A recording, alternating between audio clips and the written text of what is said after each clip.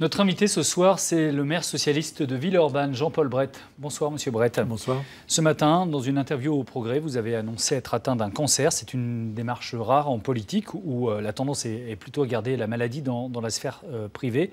La découverte de votre maladie est assez récente, ça date de cet été.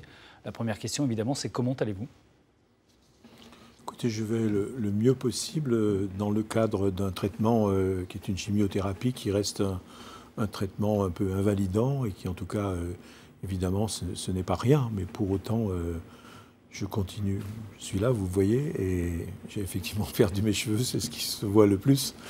Pour le reste, j'ai des moments plus difficiles, d'autres plus faciles, mais en tout cas, je n'avais pas nullement l'intention, et puis surtout, mes capacités physiques sont telles aujourd'hui que je peux continuer à assumer l'essentiel de ma charge, moyennant quelques aménagements. De quel cancer êtes-vous atteint ? C'est un lymphome. Lymphome, c'est un cancer des lymphocytes. Lymphocytes, c'est une famille des globules blancs. Alors, le traitement du lymphome, c'est évidemment, vous venez de le dire, la chimiothérapie. Ça impose la chimiothérapie, beaucoup de repos. Ceux qui en subissent savent que c'est très fatigant. Vous avez quand même décidé de rester à la tête de la ville, qui est tout de même la 4e de la région. Certes, vous allez aménager votre emploi du temps, mais est-ce que vous n'avez pas envisagé un moment d'arrêter complètement pour pouvoir vous reposer et faire face à la maladie ? Non, mais si les conditions du traitement avaient été suffisamment invalidantes et qu'elles m'avaient interdit d'exercer cette fonction, je l'aurais pris en responsabilité.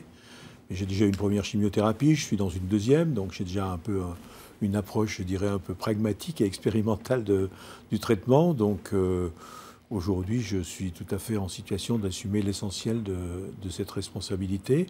Ça permet d'ailleurs, de façon assez paradoxale, de travailler autrement avec des collaborateurs qui sont aussi évidemment mobilisés. Donc ça crée des conditions un petit peu différentes. Elles ont des aspects positifs. Moi, j'ai toujours eu, en tant que maire, une conduite un peu addictive, c'est-à-dire j'étais présent beaucoup le samedi, le dimanche, sur toutes les manifestations publiques. Ce sera moins. Là, c'est forcément un peu moins, mais l'essentiel qui est la conduite des affaires de la ville, des grands dossiers, tout ça, je l'assume parfaitement et dans des conditions intellectuelles, en tout cas, qui sont tout à fait satisfaisantes. C'est un peu un tabou en politique que de révéler qu'on est atteint d'une maladie grave. Pourquoi vous avoir fait cette démarche de rendre votre maladie publique ? Dans la situation qui était la mienne, c'est-à-dire quand même d'être une personnalité publique, d'avoir donc des responsabilités politiques que l'on vient d'évoquer, je trouve que maintenir un espèce de silence gêné ou suspicieux d'une certaine manière, je pense que ce n'est pas la meilleure façon de faire. Mieux vaut dire la vérité dès le début que laisser place à la rumeur ? Oui, parce que de toute façon, les gens me voient, ils ont vu que j'avais un peu changé de tête. Les proches le savent, donc après, il se crée un peu une espèce de rumeur. Et je pense qu'y faire face, c'est de dire la vérité, c'est de la dire aussi de l'état dans lequel je suis, c'est-à-dire avec une grande sérénité, sans anxiété. C'est une maladie, pas tout à fait comme une autre, c'est vrai, mais en même temps, beaucoup en sont atteints, beaucoup en ont souffert, beaucoup de proches, souvent, je le vois aussi en ayant cette maladie, il y a une petite communauté après des gens qui l'ont eu ou qui l'ont, ou qui ont des proches.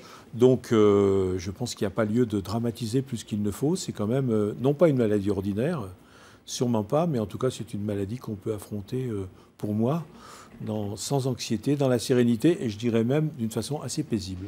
Est-ce que vous allez informer publiquement vos citoyens de l'évolution de votre état de santé ?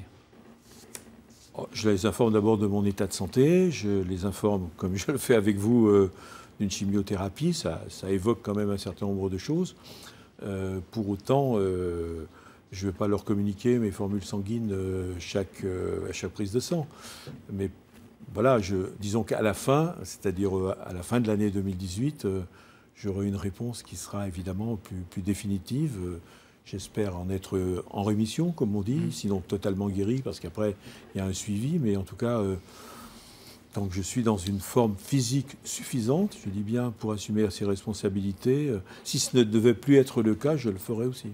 Merci beaucoup Jean-Paul Brett d'être venu parler ce soir de votre maladie. C'est une démarche personnelle, on sait évidemment, qui n'est pas très facile. On vous souhaite bien sûr de guérir au plus vite.